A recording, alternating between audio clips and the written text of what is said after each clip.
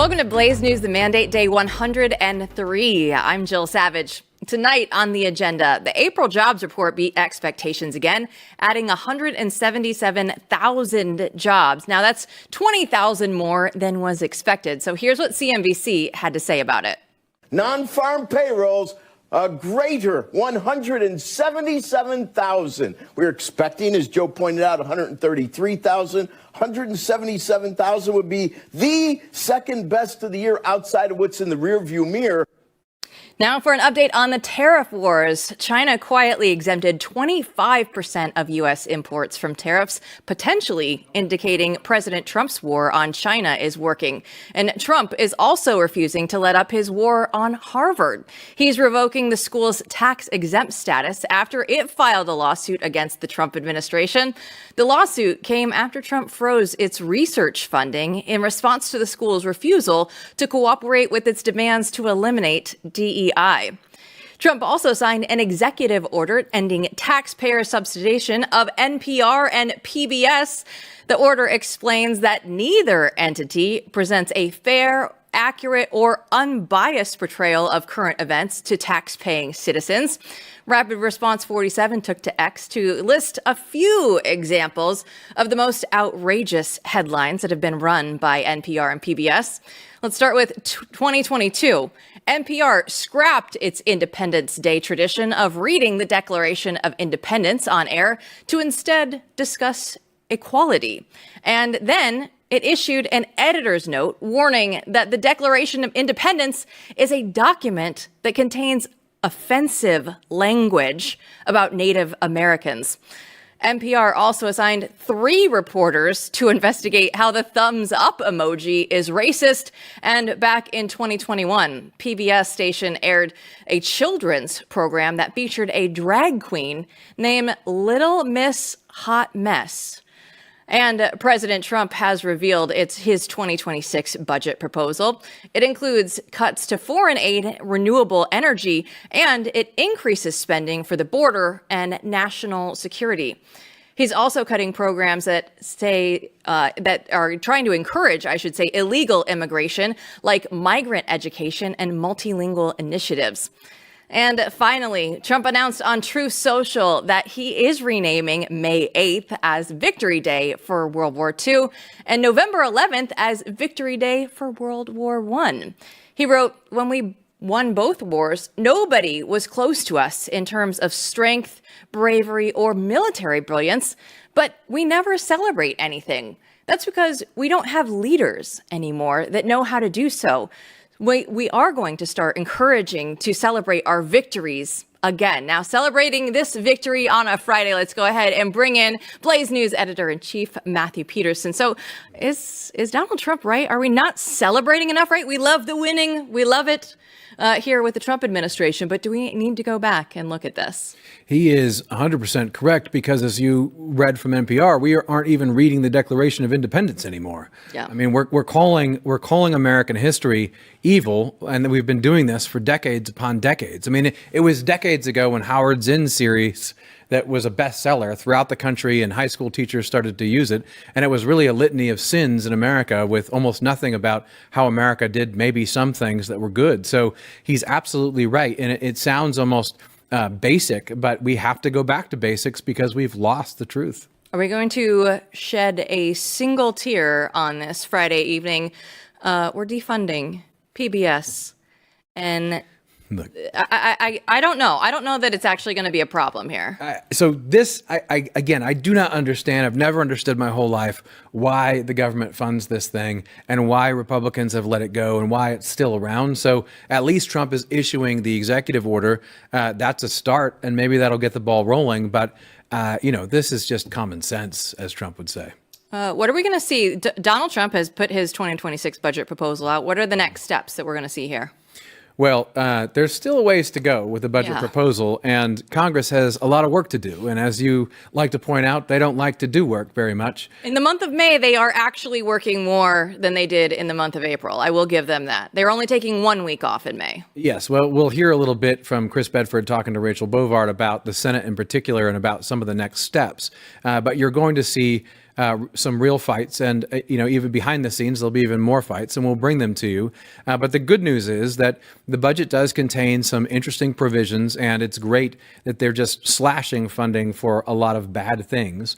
That's good news. And this is one of those scenarios in which the argument of the Trump administration is, we're going to do a lot of good things. We can't do everything right away. Let's get this big, beautiful thing passed. But the devil is in the details, and we will be talking more about that with Chris Bedford and others as they wrangle over it in Washington, D.C. Well, the details of the tariff wars, we go over them all the time. I feel like it's a game of chicken right now between the United States and China, but China backing off a little bit. We have a small victory right now for the United States. This is the kind of thing that if the tables were turned, right, I mean, the left would be trumpeting the great success of Trump's policy, but this is how China operates as well. They're going to, as the kids say, be very low key about any concessions they make to America. So this is a very good sign that China is willing to play ball, and in the face-off, they are actually losing. Well, when we look at Harvard and taking away the tax exempt status, and there are so many different victories that Donald Trump and his administration are actually achieving right now, is this going to be what we need to do to revive America? Well, as a former professor once upon a time, this is music that just joy, so much joy in my heart today. It sparks joy. And, when we were at the White House, I interviewed Mae Mailman, a deputy for Stephen Miller, and we talked about this.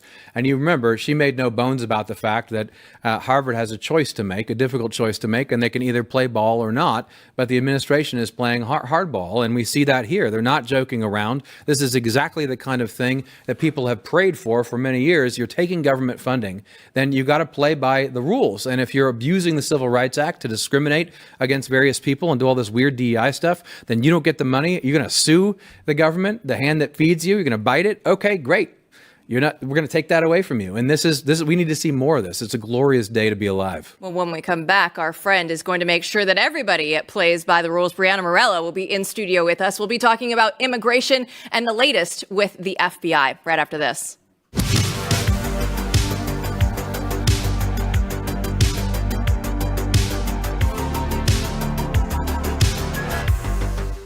Well, it's a Friday. We're winning. Conservatives are winning. Donald Trump is winning.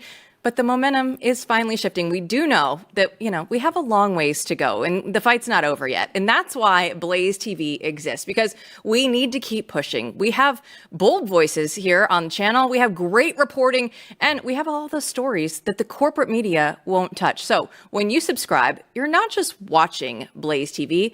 You're standing with a movement. And right now, it's just $8 a month when you use my code BNT at checkout. So go to blazetv.com/BNT right now. Use the promo code BNT to save $20 off an annual plan. So let's keep winning together. It's Blaze TV, unfiltered, unafraid, and on demand.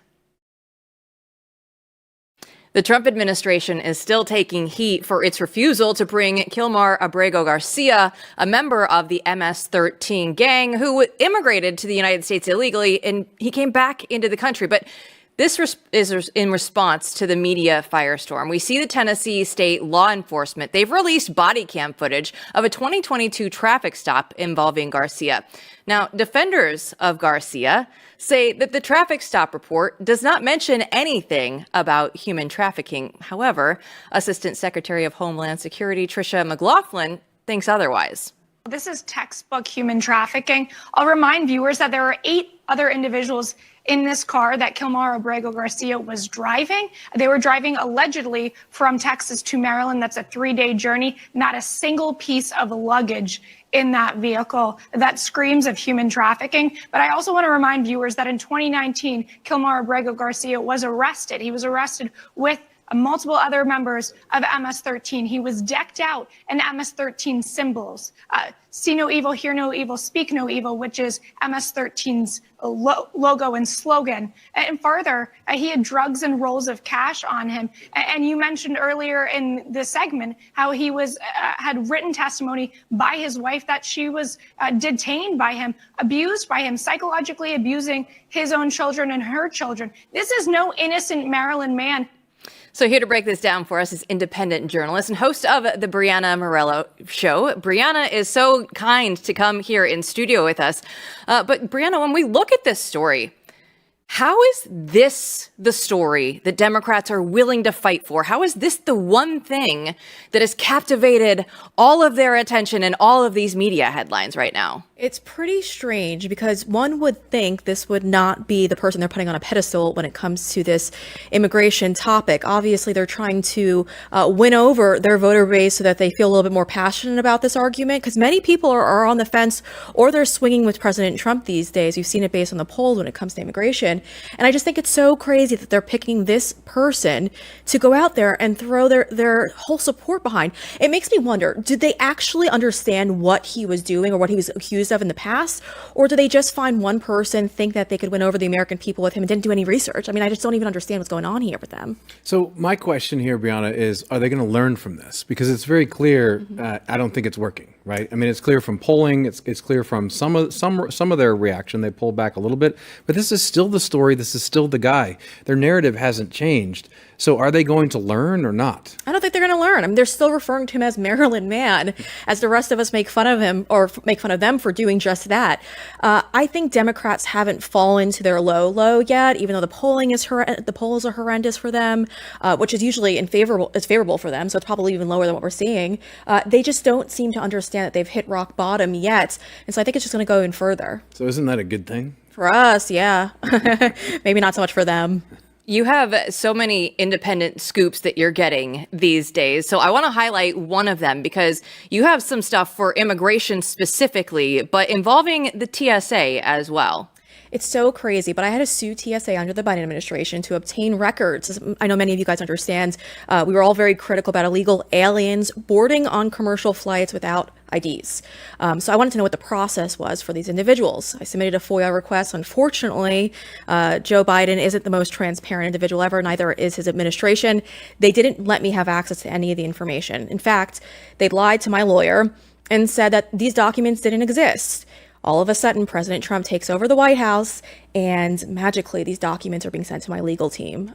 So we just yesterday received documents, and it's in regards to releasing convicted sex offenders. So an illegal alien comes in, they're releasing these sex offenders back into our country.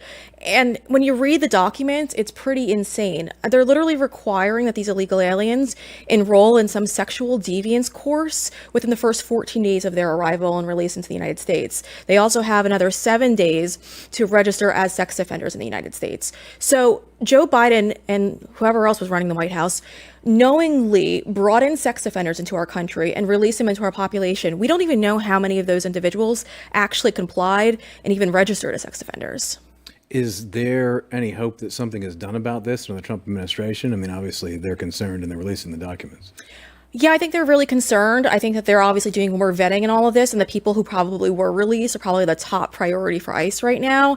I haven't heard anything directly from the administration. I just know they're really going after those who are the most violent and the most egregious first. So I do hope that they get down this list. But again, these people, I mean, if you committed these crimes in previous countries, you're coming here, you're probably going to recommit those crimes again, especially because you broke one of our laws coming into our country in the first place. Now, you have another story that you put out, and I want to shift our attention now to the FBI for the rest of the time that we have, because you had a story on X yesterday about a special agent with the FBI who was placed on terminal leave, and you said it was the main censorship liaison between the FBI and the social media companies.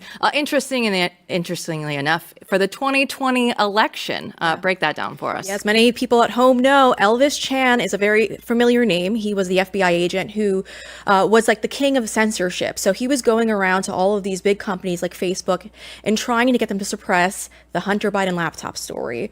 Well, it looks like he's been placed on terminal leave according to multiple sources. I've asked the FBI to confirm it. They can't because it's personal information. They're not allowed to do just that. But terminal leave, before you get really excited, let me explain what that is. Terminal leave potentially means he's worked there for 19 years and 8 months. So he could use all of his benefits up currently, let that play out. When he hits his 20th year, he could file for retirement and get all those perks. So it's what the FBI does when they want to push people out.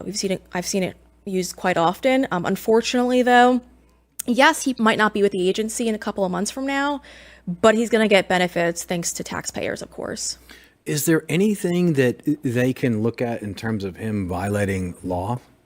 I hope that they can. It's very difficult, though, to probably nail him on any of that stuff because I don't know exactly. I mean, they could maybe do some type of election interference argument with that. But again, he's based in San Francisco. So the jury pool, I'm sure, will be very left leaning. So what are we going to do about the 2020 election? Are we actually going to get any of these answers, like much to this question? I hope so. I hear it's a top priority for the new administration to get these answers that we need. I'm also hearing that there's a lot being done still behind the scenes about Crossfire Hurricane. So we might get answers there, but I don't want to oversell anyone on that because we've seen it time and time again. Indictments are coming and they never came. So I'll wait until I see some evidence. I mean, certainly we have people in charge who know the basic facts and more about what happened. So I hope we see more in the coming days. What about larger changes in the FBI that are necessary? Are you seeing any evidence of that occurring? The FBI, let's just say Kash Patel and Deputy Director Dan Bongino, they've got their work cut out for them. Unfortunately, in my dealings with the FBI, I've witnessed as they are promoting those who are biased and don't like President Trump, and they didn't like him. And so what they did is they maneuvered these people in key places. And unfortunately, you can't just fire them because they will sue, and you have to defend why you fired them, especially if they've been there for 15, 20 years. So they've got their work cut out for them. I'm told that there's more bad people within the FBI than good people. And according to my sources, Dan Bongino and Kash Patel, Director Kash Patel are working very, very hard at purging out the bad people. As we just heard from CNN and the Washington Post, it looks like those FBI agents who took a knee during the 2020 protests, that they've been demoted. I think that's the way to go about this, is demoting them first and forcing them out because they're not going to want to take these less desirable roles. So I think that's the strategy going out there right now. But we're not going to hear about all the maneuvers. I heard from my sources before Kash Patel was sworn in that he was going to purge out a lot of these individuals and he was going to try to put them in less desirable locations and make them relocate. I can't even confirm that because they can't even comment on people's personal information. And so that's constantly the defense that kind of gets thrown up and tossed our way as journalists. But I'm told that they're doing everything that they can behind the scenes to make this possible. When we look at whistleblowers, are they going to make it an environment, at least, where people can come forward and actually tell the American people what needs to be going on? Because right now, we constantly have Steve Friend on this show. We know Garrett O'Boyle back there. But if they aren't even going to be made whole into the agencies, then what if you're just sitting there and saying, oh, I have some information, I want to come forward at this point in time? Yeah, I mean, at this point, it's really hard for me to tell people to become whistleblowers, right? Because we've seen the treatment of both of these individuals who are great men who served this country proudly, and they did us a great service by coming forward and reporting what they witnessed. And although the White House says, and actually it was Chad Prather who went out there and asked this question to the White House press secretary, and although she said she can't comment on those personal cases, she did say that the White House wants whistleblowers to come forward. But I don't understand how you encourage whistleblowers to come forward when the reality of it is people are watching what happened to Steve Friend, Garrett O'Boyle, and Kyle Seraphin. They're seeing their poor treatment. If I'm in the FBI, I'm not coming forward reporting anything because I see how poorly you've treated these guys. The reality of it is it doesn't just affect their jobs. It also affects the jobs of their spouses. I know a lot of these whistleblowers, when they come forward, their spouses magically lose their jobs at whatever field they are. And so when people are watching this at home and they want to come forward and report something, they're not going to do it. And that's just the reality. I tell people all the time, if you have a tip, send it to me. I'll protect you. I will go to prison for you. I will take any legal case I have to take on, because it's a really strange situation we're in right now. And also, I want to bring some attention to this. I know the White House is dealing with the leakers, and they're trying their very best to push back on leakers. We just heard last week that the Attorney General, Pam Bondi, unfortunately, is looking to potentially subpoena journalists to find out who their sources are on a lot of these stories. That makes me concerned because although I do understand why they want to do it, the next administration, if we allow this to happen, if it's a Democrat, they might start going after us. Yeah, that is concerning because, I mean, look, leaking is part of the deal. I mean, it's how news operates. So you would think that the administration would be able to figure out how to use that to their advantage. And there's plenty of ways to punish people, taking away access, et cetera, right, outside of that. I do want to say about the FBI, it certainly, we are very concerned with what happens to these whistleblowers. We have them on the shows often. At the same time, they're owed some time at the FBI. It's a complicated situation, and I grant them that. So I kind of feel, I wonder if you feel the same way. It's sort of a trust but verify, or really the opposite. It's like verify then trust. So the time is owed to people like, Dan Bongino and Kash Patel. But suffice it to say, we're all watching. Yeah, and I think we could help out Garrett O'Boyle because he still is an FBI employee. He's just unpaid right now. So we could just reinstate his pay. If they need more time to sift through the information, all due respect, do what you have to do.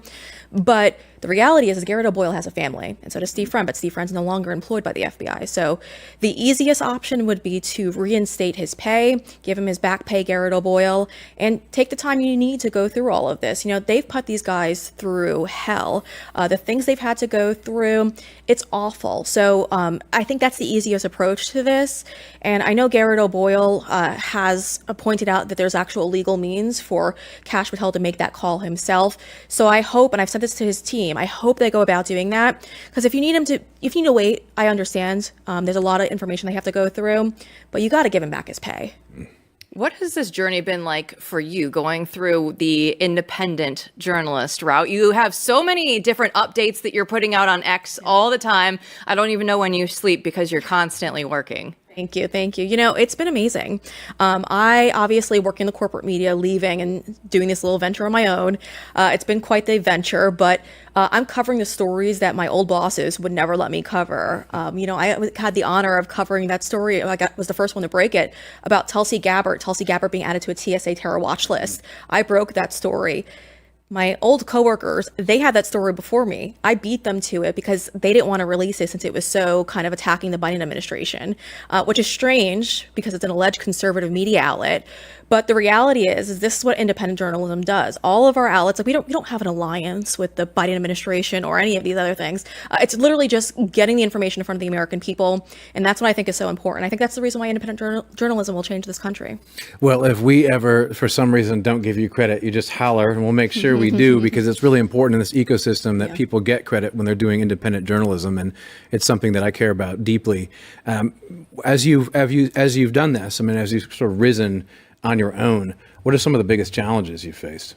I guess maybe the departments, people that just don't want to give you comment, they don't respect you enough. I've done great stories where it's got millions of views, and these people who have only had their alliance, these comms team with mainstream journalists, they think that they could just kind of laugh you off. And so I enjoy pushing back and making their day hell by breaking the story, repeatedly saying they did not want to respond to comment, of course, and then allowing the people give them the backlash because, they think they're above us. They think they don't have to respond to independent journalists. But the reality is we have a much bigger platform than CNN or MSNBC. You absolutely do. Give your Twitter handle, or on X, I should say.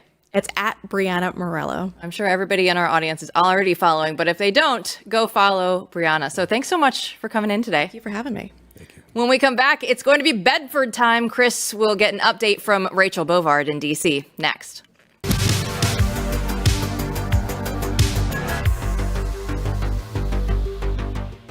Well, we have some big news to share for Blaze TV. Nicole Shanahan and her show, Back to the People, are now a part of the Blaze family. And Nicole, she's different. She's not your typical Silicon Valley insider. She's an entrepreneur and an attorney, and she's been fighting for years for transparency and freedom. She's trying to get real change done. And we know that she's a key voice in the MAHA movement and teamed up with RFK Jr. to take on the elites and demand that the government actually works for the people. But her story did take a turn because after years of working in the tech world, Nicole went through a powerful transformation that brought her back to her faith, and it's completely reshaped how she sees the world. So now her show is on Blaze TV. It's called Back to the People. And Nicole, she's diving into the stories that the media won't touch. And she's bringing on experts and activists and everyday Americans to talk about what's really going on. Her show is on Blaze TV. It's Back to the People. You can go ahead and find her right now on Blaze TV.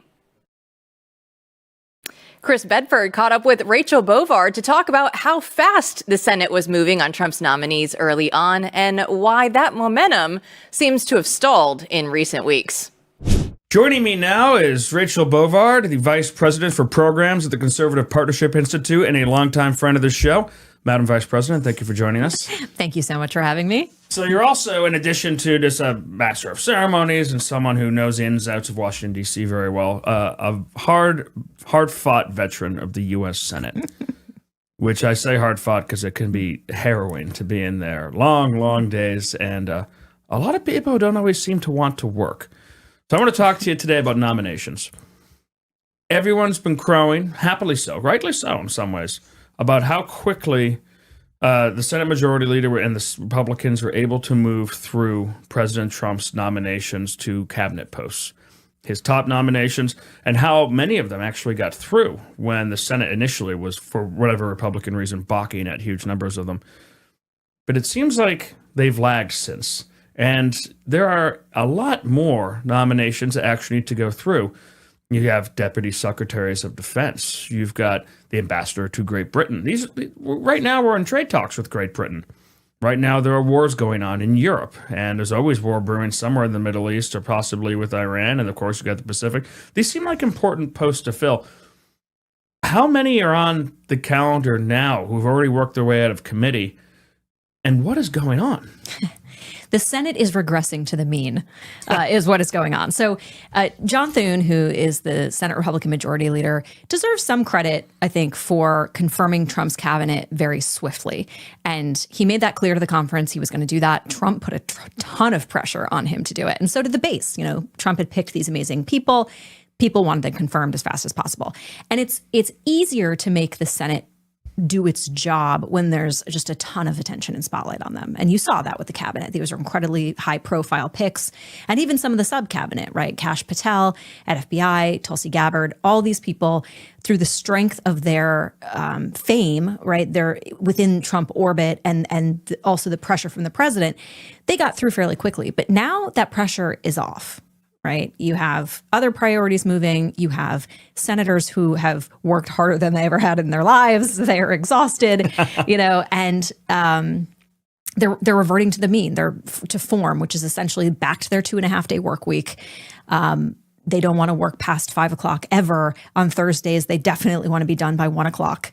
And so that's kind of the energy that you're seeing is dwindling. And what's resulted is this pile of nominations. So what happens in the Senate is the White House selects a nomination, they send it to the Senate. The nomination then has to be referred to its committee of jurisdiction. The committee will then have a hearing with the nominee, and then they'll mark up or vote and report out that nomination. Once the nomination is out of committee, it goes on something called the executive calendar of business. So there are two calendars in the Senate, because in the Senate, we deal with both legislative business and executive business, which is considered nominations and treaties, right? That's unique to the Senate. The House of Representatives doesn't deal with that. So you have your calendar of business, which is all the legislation, and then your executive calendar, which has nominations on it. So the nominations come out of committee, they go on the calendar, and right now we're looking at roughly 30 nominations that are on the calendar just waiting for consideration. Because once a nomination's on the calendar, it is up to the Senate Majority Leader, effectively.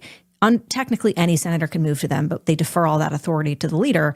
It's up to him, right? And he controls the floor schedule. And I think what's also frustrating about this, backlog that we're seeing is that we are in the post-nuclear era of the executive calendar, which is, in layman's terms, the filibuster doesn't exist anymore for nominations. It doesn't exist for judicial nominations, and it doesn't exist for cabinet nominations. It's just a TV thing that people do from time to time. That's right. Well, you still have the filibuster on the legislative side, right? And by filibuster, I mean you have to invoke cloture on a question, which is what everyone hears as the 60 vote requirement. That still exists for legislation. It doesn't exist for nominations anymore. And so what that means is every nomination is actually confirmed at simple majority, but also the rules around the time that has to elapse between invoking cloture on a question and confirmation has also been reduced. So for cabinet, it's 30 hours have to run between when cloture is invoked on the nomination and the nomination is confirmed. And that's a significant amount of time. So you basically have to finish out the day when cloture is invoked, and then you have to wait a day, and then the next day you can get to work. Pretty much. But now we're dealing with sub-cabinet, and the 30 hours is reduced to 2. So we're in a situation where the Senate could, let's say they come in at 10 a.m., at 11 a.m., they have a vote on cloture on, the undersecretary for acquisition at DOD. 2 hours later, they could confirm him. and move to the next nominee on the calendar. But that we aren't really seeing that pace anymore in the Senate. And, like I said, we're back to this 2.5 day work week where, we'll get around to it when we get around to it. But just saying August. Yeah. And what's suffering is the president's agenda. Yeah. Because, that was the argument with the cabinet. We're going to confirm these guys because we want the president's agenda. That's great. And those people are incredibly important to setting that agenda. But who's actually doing all the work? It's the sub-cabinet. It's everybody beneath them. And so they are hamstringing the administration with these kind of delays. We learned in Trump 45 that the extreme limits you have of the president delegating authority to people who won't execute on it. And then even below that, the cabinet secretary is still making orders, but they're not, unless they're personally overseeing the outcome of this. Sometimes these things just get held up or just not executed at all. Right. Or, you're in a situation where the acting, whoever's filling in for that person not yet confirmed is a career staff. And we know, you run the gamut of loyalty from career staff, right? Can you have the nominees as acting until they're confirmed? You can, but once they're in the confirmation process, so once they're on the calendar, they can't be doing that. They just have to wait because for it could be confirmation. anything to do can and will be used against them, sort Right. of thing? They're not officially in the role and they're waiting for the advice and consent of the Senate. They're in the middle of that process. So these nominees are literally just sitting on the sidelines. I'm sure they're probably weighing in informally on things, but they can't take any official action. And the big things that this administration is doing, and especially, we've seen everything they put out get tied up in the courts. You want to make sure all those T's are crossed and I's are dotted on everything you're doing. So you really are, they're in this sort of interstitial wasteland until waiting for the Senate to move effectively. Now you see these things be held up in the past. I mean, Senator Jesse Helms was famous for extracting different concessions from different departments based on holding up the nominees and holding up this person and that. Or the opposition party, of course, doesn't want to actually, since the Obama years at least, doesn't want to staff the president's White House. Why? It seems like the Republicans are the ones that are in a post-nuclear era holding this up. Is the reason that they're waiting until after the July 4th recess, when they come back, I guess, before the August recess? Is there a reason why they're trying to wait that long? Is there work on the president's budget, which is essential to his agenda, and that legislative calendar that requires what's holding them back from spending a week on this, or could they walk and chew gum at the same time? They can do both things at once, and you'll hear arguments, well, the committees need to work on, legislation and reconciliation and all these things. That's true, right? So, schedule things, right? Like you're not working on reconciliation every day of the week. A nom hearing takes at most 3 hours, right? Do one a week, put them on the calendar. And then at that point, you're looking at 30 noms with 2 hours that have to run behind them. And that's if Democrats max you out. And that's if Democrats max you out, because to this point, that 2 hours is a ceiling, right? It envisions people, it's basically allowing for speaking time. It's saying, okay, we've invoked cloture. Does anyone want to speak on this nomination? Now, there's something called the 1 hour rule, which only basically says if no senator is seeking time, that time can be waived. Now, that requires a lot of work from Republicans to enforce that. And it requires most of them to be on the floor for that process. Which is hard. Yeah. The dirty secret in the Senate is that the place that senators hate being the most is the floor of the Senate. Senator Thune basically needs to come in then on a Thursday and say, we're switching over to the executive calendar. And then come back on Monday morning, or come back on Saturday. I don't think he's going to do that. And say, all right, boys and girls, buckle up. I'm ordering pizza. And you can sit around and we're going to pass these and let's see how long the Democrats will sweat it out. Yeah. Is that sort of the tactic that would actually work? Yes, because when you're looking at, 30 nominations is a lot. They only have 2 hours to run behind them. That 2 hours can be shortened if if the Republican conference puts their back into it. Because Democrats want to go home too. Yeah, and you could confirm all these nominations in 2 days if you actually put your back into it. And it would require something like you said. Basically, ideally, the Republican conference decides they're giving up a weekend, right? Because forcing weekend work on the minority party is always a good tactic, right? Because you just want to depress and discourage them from the outset. But, he says to the conference, look, Thursday at 10 a.m., I'm stacking cloture votes. And we're going to be here. Maybe we go home at 10 o'clock tonight, but we're coming back at 9 a.m. the next morning. Or maybe we work through the night and get this over with, even sooner. But he just has to stack them. And then the votes are back to back to back to back. And you keep the conference on the floor because, again, if Democrats aren't using that 2 hours, it can be reduced even further. You give them some libations in the Republican cloakroom. You put, the Thai takeout and the pizza down the hall in the Capitol, and you roll in some cots if you have to, and you just stay and you hustle. Old. The average age of the Senate, I think, is like 65 at this point. But you just stay and you do the thing. This is what they're elected to do. What powers does the Senate Majority Leader have to make Republicans play ball other than, come on, guys? Yeah. I mean, when Senator Thune tried to force his way in the Joint Chiefs nominations, a lot of Republicans just said, I got stuff to do this weekend, and went home. Yeah, it's a point well taken because, John Thune can do this, but it's incumbent upon the Republicans to actually show up. And I think that's where he's got to start ratcheting up the pressure. He's still new to the job. He's already had a couple of tests, getting the budget across the finish line was one of them. But we haven't really seen him have to engage the conference and really twist arms. And this may be a situation where he has to, because yes, some of these guys can probably get confirmed without every Republican, but you can't bank on that. Especially when you're ratcheting up the pressure like this, you're almost ensuring partisan votes on every nomination. So you need every Republican on the floor. And so I think it's something he would need to engage the White House, right? And have the White House get involved and telegraph to the conference how important this is. But also it's a name and shame issue, right? Like, if Thune broadcasts to the country that this is the weekend we're getting this done, this is the weekend is... And it's not Masters weekend. Right. It's not Masters weekend. No nomination left unconfirmed kind of thing. And then the public is watching and he's like, oh yeah, the president's sub-cabinet didn't get confirmed because, 6 of my guys decided to go skiing this weekend. That's a pretty bad look. Rachel Bovard, thank you for joining us. Where can people follow your work on social media and find your many writings? So I'm on X at Rachel Bovard. You can find my many opinings and musings in The Federalist, in Commonplace Magazine, Washington Examiner, all your favorite outlets.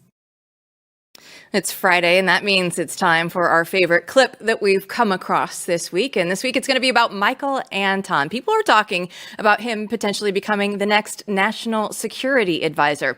He's currently right now in the State Department as the director of policy planning. And I found this speech at NatCon 3. It's from a few years ago, but it gives you a sense of how he plans to take on the national security state. The biggest problem of all is the groupthink. It's the people sitting around that big table in the White House Situation Room when they're talking about Ukraine. Instead of having, there's 13 seats around that table. Instead of having all 13 people say, yep, Putin is evil, this is terrible, we got to arm the Ukrainians, let's, if it causes World War III, whatever, it's a righteous cause. We need at least one person at that table. How about 2? Dream big. 6. Saying, wait a minute, have you thought about this? Have you thought about that? And we don't have that. The only way to solve that problem, which is the deepest problem, is you just got to elect people who are going to shake up the system. And that's exactly what we need right now, is people to come in and shake up the system, and somebody else that, that can come in and actually strike fear in the heart of the deep state. And Matthew, that's something that Michael Anton could certainly do. Yes, look, in full disclosure, Michael is a friend and former colleague at the Claremont Institute and someone I've known for some years. But objectively speaking, he is eminently qualified, and he has that rare combination of both scholar, someone who knows the history of many things and has studied political philosophy and American government for a long time. He teaches at Hillsdale. He studied with the late, great Angelo Codevilla, among other scholars, who is the gentleman that both of us learned much from. Codevilla was just an incredible mind when it came to American foreign policy, had real world experience, as well as, having thought about it and been a scholar. These are people who have done both. And Michael Anton stands in that tradition because he's worked in politics for a while, as well as in the private sector. And he was in the last administration, and he's in a perfect position now at the State Department. He'd be eminently qualified for national security advisor as well. And he's someone who's thought about these things for a long time, but can also practically get things done in government. And that's a very rare combination. The Trump administration knows that. That's why he's there. And there are several other people like that, but that's a rare combination. And the Trump administration has drawn this sort of person, think about how rare this is, right? Most people who want to go into politics are driven by the worst possible motivators you could imagine, right? So you want people with that varied experience who also took time to teach, which doesn't pay very much, and to study this stuff, but also have the experience both inside and outside the White House. And you know, Anton is really a paragon of the best of the Trump administration officials. You can tell that the administration thinks highly of him because they just tapped him to lead the talks with Iran, and he's leading a team of about a dozen people for that. So you can already tell, you know, he's getting put in some pretty big shoes to fill right now. Yeah, and you don't do that unless there's a significant amount of trust there. And again, it's amazing to actually see the day come to pass when we have people who are really qualified, really motivated, there for the right reasons, and they're moving forward within this administration. And it's a real sign for hope, I have to tell you. I mean, there are so many people who I've known over the last 10 years who have fought for Trump, have fought through the dark times, and are now, you know, naturally being elevated because they can do the job and they have the will to win. And he's just one of the people that when we go to Washington, D.C., and we say we're actually encouraged by what we see happening there, he's definitely one of those people. Now, if only everybody in Washington, D.C. would get on board. I want to go back to that discussion that Chris Bedford had with Rachel Bovard, because I mean, the Senate, they want to take their sweet time. They got through a lot early. They were really impressive. We will give them their due when they need it. But now, if we could just keep that momentum up and going, that would be nice to see. Yeah, look, the Senate did get in line for the confirmations, and they confirmed a bunch of people in record time. That was a great thing. But we all know it's not hidden from our audience. We all know that the Senate it represents the worst part, or the slowest and most sluggish part of the Republican Party in this country. And that conversation that Chris and Rachel had, Rachel's one of the experts on the Senate, one of the most knowledgeable minds in the Senate in this country. And, you know, they went through the problems, and the problems are they have a lot to do. They need to move faster, et cetera, et cetera. I want to focus on the positive side of that, though, here at the end of the show. And that is this: nature abhors a vacuum. And right now, there is a vacuum of leadership in Congress in Washington, D.C. And here's my message of hope to all of you tonight. And to the people in the Senate who could possibly do this. You have people in the Senate who are already gung-ho, who are already movers and shakers. They understand the agenda, and they're moving forward with the mandate. The Mike Lees, the Ted Cruzes of the world.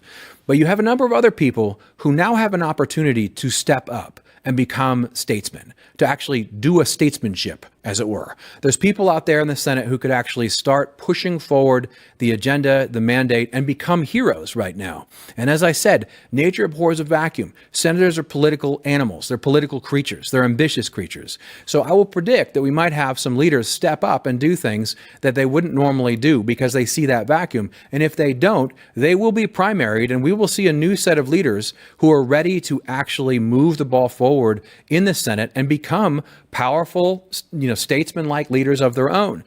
It will happen. It's just going to take some time, and it's going to take us holding these people accountable, and it's going to take outlets like Blaze with a full court press just showing you who is who and what is what, and what they're doing and what they're not doing. And I think they will respond, because there's an enormous territory here where certain leaders in Congress can become winners, can take charge, and can grab that mandate and take that flag forward and move faster. And so I actually am not down on Congress. I think there's a long way to go, but I think there is hope, and I think the momentum is pushing in a positive direction. And when there's an opening for leaders and people can't lead, other people stop following, and new leaders who actually can lead arise.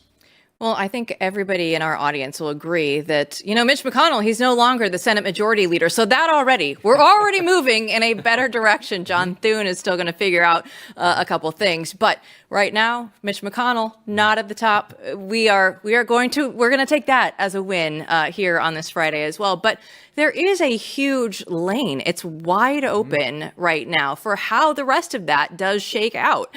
And they always say, DC, it's Hollywood for the ugly people out there, all the political stuff. Well, somebody actually could go through right now and make a real name for themselves and do it not for all these shady or nefarious reasons, but do it because the American people right now are demanding that somebody step up in the name of the American people and actually give them justice and what actually needs to happen. Not the way that the liberals say justice, but to actually go through and make real change for America It's such low-hanging fruit right now.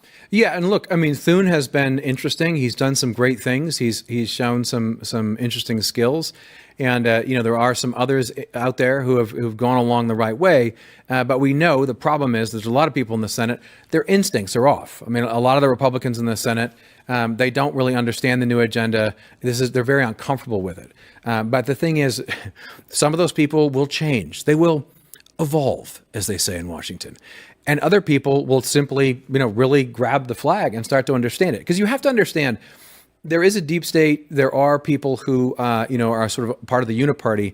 There are also people who don't know any better because they live in a bubble, and they live in a bubble that's really, they're surrounded by their staff. And so as you get better and better staffers, we've seen this happen over the last few years. You see people evolve for real. I mean, J.D. Vance, for instance, when he started, right, he almost didn't know any better. He's kind of sort of normal Republican views, and he was very anti-Trump, and then he went on a journey, and I think that journey was real. He wasn't just chasing power. Marco Rubio is very similar. He fought against Trump in the primaries, and they said, Trump said some nasty things about him, which I won't repeat here. Those days are long gone, but you saw Rubio and you saw his staff change, you saw him change. And so, when there is a vacuum like this, it will be replaced because now there is a coherent agenda. There are people like the staffers we're talking about in the White House and in the State Department, like Michael Anton and others, who really understand this agenda and they can explain it to people. And it's so the excuses are really going by the wayside, and then the opportunity for people to rally around new leaders is there. And so, I'm bullish about the future. I think that, we are entering a kind of golden age, and even Congress is going to change. They have the mandate. They know that change is necessary. But now that people are actually paying a little bit more attention to the political cycle, as Elon Musk pointed out, young men are finally just really taking note of what's happening. We used to call it confirmation season here for the Senate earlier this year. But I wonder now, is that going to continue over into primary season? Are people going to be paying more attention, or when the midterms come around, is it not going to have that same the same shine to it as we saw with Donald Trump? So there's always, a downturn in the midterms because it's not the same as when you have a presidential election and both candidates are saying realistically that this is the fork in the road for America and every election is the most important election of your lifetime. But there's some truth to that these days. I think that the midterm will be heightened because I think that the Trump administration is going to make the case, regardless of what happens. A lot's going to happen between now and then, right? But regardless of what happens, the Trump administration is going to make the case that the mandate has to move forward, and the people are still very much animated by that. I think that there'll be a little bit of a downturn like always, but I think it's going to be a much more hotly contested and fought over midterms from the White House on down than you normally see in American politics. It feels like that floor is heightened already, and I think it'll stay up a little bit further than what we've seen in the past. That's going to do it for us here tonight. Have a great weekend, everybody. We'll see you back here on Monday.